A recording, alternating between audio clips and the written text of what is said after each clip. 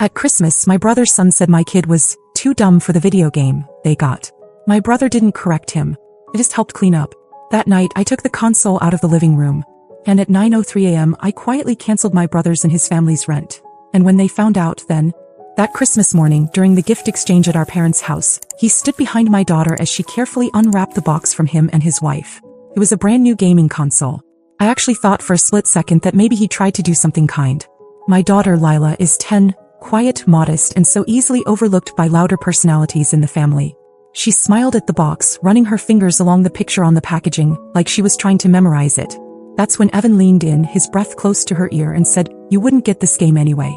You're too shy for it. Too slow." Lila froze. Before she could even process it, Tyler, his 12-year-old, chimed in, "Yeah, you just mess it up." It was one of those moments where time stretches. My parents were still chatting over coffee, my mom was passing cookies around, and I was waiting for Evan to correct his kid or at least soften what he'd just said. Nothing. He didn't even glance at Lila. His wife smirked like it was harmless fun. I didn't make a scene. I've learned with them that confrontation just feeds whatever game they're playing. Instead, I gathered up torn wrapping paper and empty boxes, carrying them into the kitchen. I could feel Lila's eyes on me for a moment before she looked away. The rest of the day was a slow burn. Tyler set up the console in the living room like it belonged to him. The controller never left his hands. Lila didn't ask to play. She sat in the corner with a library book she brought in her bag, turning pages so quietly you could almost miss she was there. And all the while, Evan acted like nothing had happened. Like the console was some generous gift, not a tool to remind my daughter of where she ranked in his version of the family. By the time we got home that evening, I'd made up my mind. At 9 o'clock, after Lila was asleep, I walked into the living room. The console sat under the TV, wires trailing neatly into the wall. I unplugged each one, wrapped them up, and carried the whole thing to my bedroom closet. I set it on the shelf, shut the door, and stood there in the dark for a long time. That was step 1. Step 2 was coming at 9:03 the next morning, and they'd never see it coming. At exactly 9:03 the next morning, I sat down at my desk with my coffee, opened my banking app, and scrolled to the recurring transfer for Evan's rent. It was the same one I'd been sending for 14 straight months. Same day, same amount, no questions asked. That morning, I didn't hesitate. My finger hovered over cancel for less than a second before I tapped it. The confirmation popped up. This payment will not be processed. That was it. No fireworks. No dramatic music. Just silence in my living room and a weight lifting off my chest. I'd thought about this moment before plenty of times, usually after some small insult toward me or Lila that I brushed off for the sake of keeping the peace. But this time felt different. I'd been there when he and Tyler turned a Christmas gift, something meant for my daughter, into a public reminder that she wasn't part of their little world. And I'd stood there in my parents' living room watching my brother act like that was perfectly fine. By noon, my phone buzzed with the first message from him. "Hey, the rent didn't come through. Send it today, we're already late." No greeting. No question. Just an instruction. I didn't answer. 20 minutes later. "What's going on?" "Then, is this a mistake?" "Then, don't make this harder than it needs to be." I still didn't answer. By mid-afternoon, the tone shifted. His wife started texting me, pretending she didn't know what was happening. "Hey Claire, I think the rent transfer got messed up. Could you check? We've got bills due and Tyler's already stressed about the house situation." That one almost made me laugh. Tyler hadn't seemed too stressed when he was mocking my kid in front of an audience. When the text didn't work, the calls started. First from Evan, then from her. I let them go to voicemail. My phone pinged so often that I finally switched it to silent and put it face down on the counter. I'd learned long ago that people like them depend on your immediate reaction. They push hard and fast so you don't have time to think. I wasn't going to give them that opening. By evening, the desperation started to seep through. The messages shifted from "we need it" to "you owe us" to "what will mom and dad think when they hear about this?" And that last part told me exactly what was coming next. They were going to turn it into a family war. What they didn't know was that I'd already decided how far I was willing to go. And I wasn't backing down this time. By the next morning, Evan had widened the circle. It wasn't just him and his wife filling up my notifications anymore. Now my parents were in on it. My mother's first text came in at 7:42 a.m. "Your brother says there's been a misunderstanding with the rent. Just send it over and clear this up before it turns into a bigger problem." There was no question in her words, just the same assumption they'd all made for years, that my role was to quietly step in, write the check, and keep the peace. I didn't reply. An hour later, my dad called. I let it go to voicemail. His voice was calm, almost rehearsed, as he left a message about how family sticks together and how I shouldn't hold grudges over something so small. I stood in my kitchen listening to it, my coffee going cold, thinking about how easily they all minimized what had happened. My daughter getting humiliated in front of the entire family was small to them, because it hadn't been their kid. By lunchtime I started getting messages from relatives I rarely spoke to. An aunt asking if I was really going to do this to Evan right before the new year. A cousin I barely knew chiming in with, maybe just talk it out. The story had clearly been making the rounds, and Evan was the one telling it. At 1:17 p.m., my phone lit up with a number I didn't recognize. It was my grandfather. He doesn't call much, but when he does, it's because something matters. I answered, ready to hear another lecture. But he didn't lecture. He told me Evan had already called him, painting himself as the struggling father blindsided by his sister's sudden cruelty. My grandfather wasn't buying it. He'd been at our parents' house the day before. He'd seen the way Evan and Tyler acted, the way Lila shut down. And he told me without hesitation, "You're not wrong, Claire. They've been using you and you've been letting them. Enough's enough." I didn't realize how much I needed to hear that until the words were out of his mouth. For the first time in 2 days, I felt like I wasn't standing in this storm alone. That sense of relief didn't last long. By early evening, there was a knock at my door. When I opened it, Evan was standing there with Tyler. Tyler was holding the console, looking uncomfortable, muttering something that sounded halfway like an apology but with no weight behind it. Evan said they'd decided to give it back to Lila, as if handing over the box somehow erased everything else. I didn't take it. I told him it was already in my house and that it was never about the game. His smile went cold. He started in about how I was punishing his son for just a joke, and how I was blowing things out of proportion. I didn't argue. I simply told him I was done. With the rent, with the handouts, with letting them treat my daughter like she was less than. He stared at me like he couldn't process the words, and then I saw it. That flicker when he realized the rent money wasn't coming back. Not this month. Not ever. The day after Evan stood at my door with the console, things went quiet, at least toward me. I should have known that didn't mean he was backing off. It started that afternoon when I picked Lila up from school. She walked toward the car looking puzzled, holding a small paper bag. Inside were 3 colorful game-themed keychains and a folded note. The note was in Tyler's messy handwriting. "You can come play at my house if you get your mom to stop being mad. Bring the game back too." I asked her where it came from. She said Tyler handed it to her at lunch and told her to think about it. It wasn't an olive branch, it was bait. A 10-year-old shouldn't have to be the middleman in a financial battle between adults, but Evan had no problem putting her there. That evening, my phone lit up with a number I didn't recognize. It was a text from Evan's wife, but she was using her sister's phone. If Lila's feeling left out, maybe she should come stay with us for the weekend. We can talk things out. I could practically hear the script in her head. Get my daughter in their house, work on her until she started repeating their version of events. I deleted it without answering. The next morning, things escalated in a way I didn't expect. My landlord called. He sounded confused and a little irritated. Apparently, Evan had contacted him directly, claiming there'd been a mix-up with the rent payments and that mine had been accidentally sent to the wrong account. Then he tried to convince the landlord to let him into my payment records so he could fix it himself.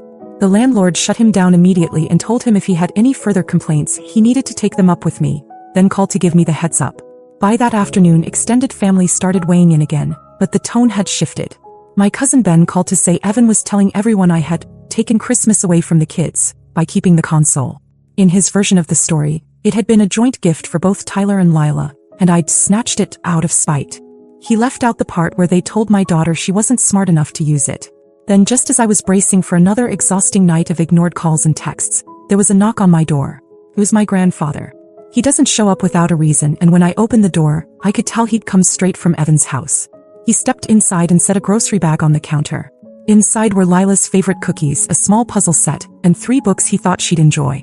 Then he told me exactly what had just happened. He'd gone to Evan's, listened to him and his wife try to justify everything, and then, in his words, cut through their nonsense. He told them point blank they were done embarrassing themselves and that if they kept dragging me and Lila into their games, they'd be dealing with him directly. That hit harder than I expected. My grandfather has always been the quiet, keep-to-himself type, but when he takes a side, he doesn't waver. Knowing he'd gone there, looked Evan in the eye and told him to stop. That was the first time since Christmas morning that I felt some of the tension in my shoulders ease. That night, Lila sat at the kitchen table eating one of the cookies and reading one of the books. For the first time in days, she smiled without hesitation. I should have enjoyed that moment more than I did, but I knew Evan well enough to understand he wasn't finished. And I was right. By the end of that week, the chaos was starting to wear thin. Not because Evan had given up, he was still pushing, but because each new attempt seemed to chip away at whatever sympathy he still had from the rest of the family. The more he talked, the more people started noticing how much he'd been leaning on me all along. His last big move came on a Friday evening. I was at my parents' house, sorting through a box of old photos my mom wanted me to digitize. The front door opened and Evan walked in, clearly not expecting to see me there. He froze for half a second, then shifted straight into what I can only describe as performance mode. He started talking about resolving this, and how the rent thing had gotten blown way out of proportion. He didn't even bother acknowledging what happened on Christmas. It was as if the only problem worth fixing was the missing money.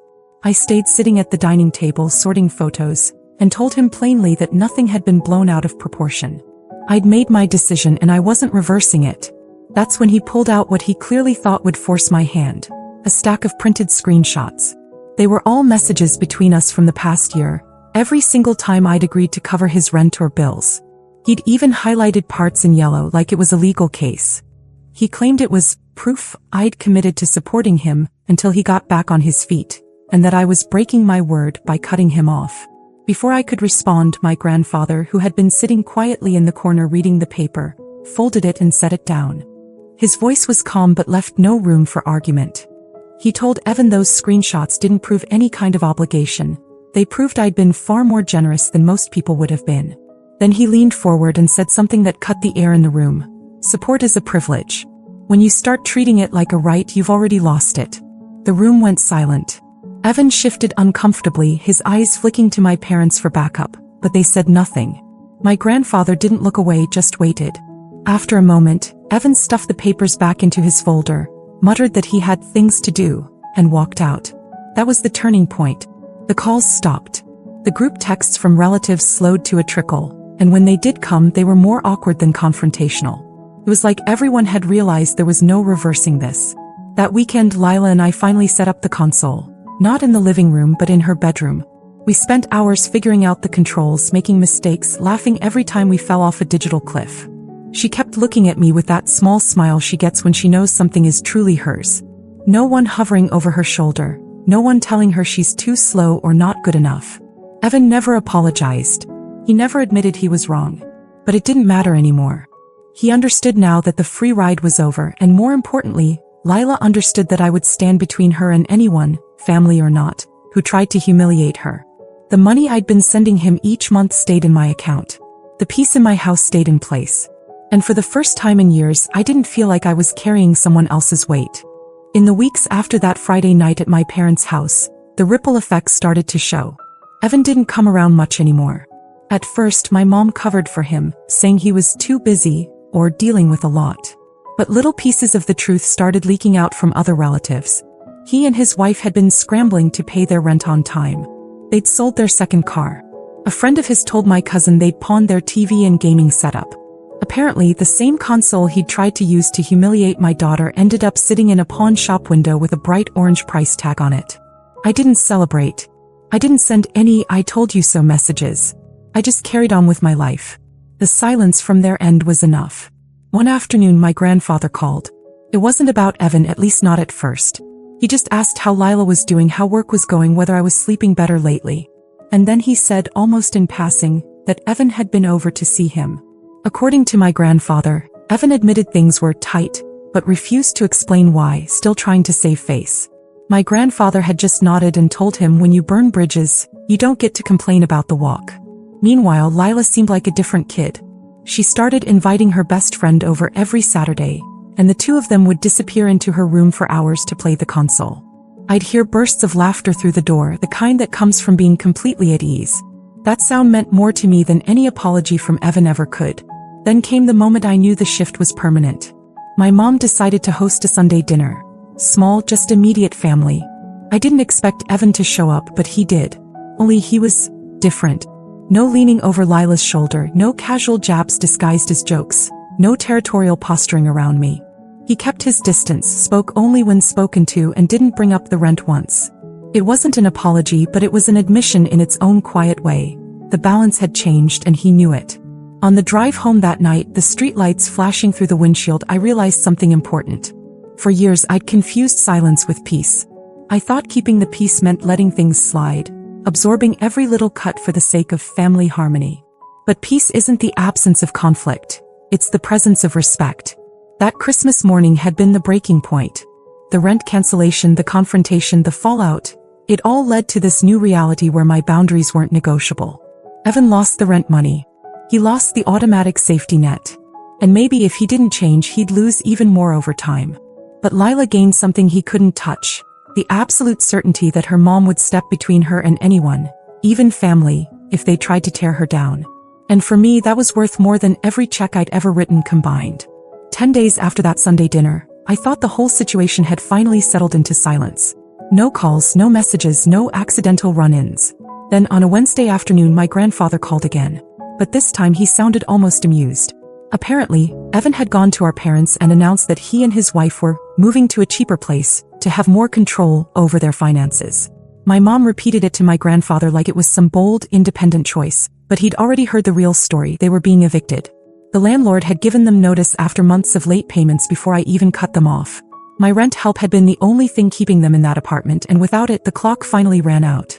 What I didn't expect was what happened next. Evan actually reached out to me. No insults, no pressure. Just a short message. We're moving out this weekend. I know we didn't end things well. I hope one day Lila will come over again. I read it twice. It wasn't quite an apology, but it was the closest I'd ever get from him. I didn't reply. Not out of spite, but because there was nothing left to say. Sometimes leaving a message unanswered is its own kind of answer. That weekend, I drove past their old place by accident on my way to a friend's house. The blinds were open, the living room empty except for a couple of boxes and an overturned chair. The space looked smaller without the clutter, and for some reason that image stuck with me, like all the weight they'd been trying to hide had finally spilled into plain sight. Life on my side kept moving. Lila had started a new art class after school. The console was now something she and her friends enjoyed without hesitation. She'd stopped asking about Tyler entirely. That told me everything I needed to know about how she'd processed what happened.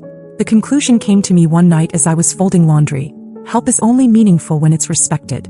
Without respect, it's just a leash, and the person holding it ends up more trapped than the one at the other end. Cutting that leash wasn't cruelty. It was freedom, for me and for Lila. Evan's chapter in our lives didn't end with a dramatic fight or some tearful reconciliation. It ended quietly, with the understanding that the door was still there if he ever learned how to walk through it without stomping on everyone inside. But until then, it stays shut. And I sleep just fine knowing it.